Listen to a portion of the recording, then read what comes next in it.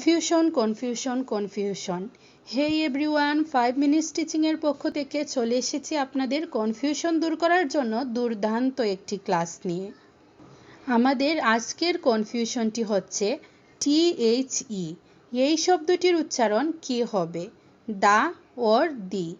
আমরা অনেকে দা এবং অনেকে দি বলে থাকি, তবে এর সঠিক উচ্চারণ আসলে কি?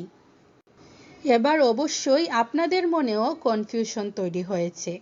এই কনফিউশনটি দূর করতে অবশ্যই ভিডিওটি লাস্ট পর্যন্ত দেখতে হবে। এই শব্দটির উচ্চারণ দা এবং দি দুটোই সঠিক, তবে কখন দা এবং কখন দি উচ্চারণ করতে হবে এর জন্য একটি কৌশল রয়েছে। কৌশলটি হচ্ছে দাদি ভার্সেস সিবি। দাদি ভার্সেস সিবি। সি মানে কনসোনেন্ট এবং বি মানে ভাওয়েল। দা এর ব্যবহার।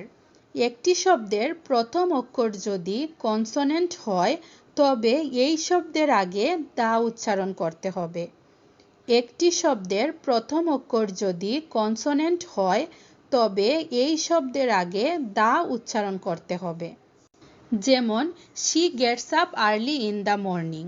এখানে মর্নিং শব্দের এম শব্দটি হচ্ছে কনসোনেন্ট, তাই দা উচ্চারণ হয়েছে। Look at the sky.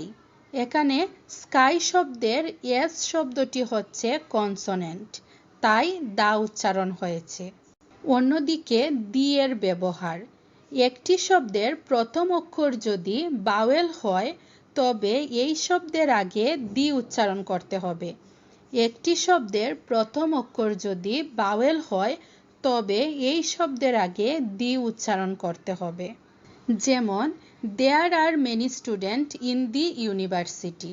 এখানে ইউনিভার্সিটি শব্দের ইউ শব্দটি হচ্ছে ভাওয়েল, তাই দি উচ্চারণ হবে। Look at the apples tree, it's so big. এখানে অ্যাপেল শব্দের এ শব্দটি হচ্ছে ভাওয়েল, তাই দি উচ্চারণ হয়েছে। এভাবেই কনসোনেন্ট হলে দা এবং ভাওয়েল হলে দি উচ্চারণ করতে হবে। আশা করি আমি যতটুকু পারি আপনাদের বোঝানোর চেষ্টা করেছি। এই ভিডিওটি আপনাদের অবশ্যই ভালো লাগবে।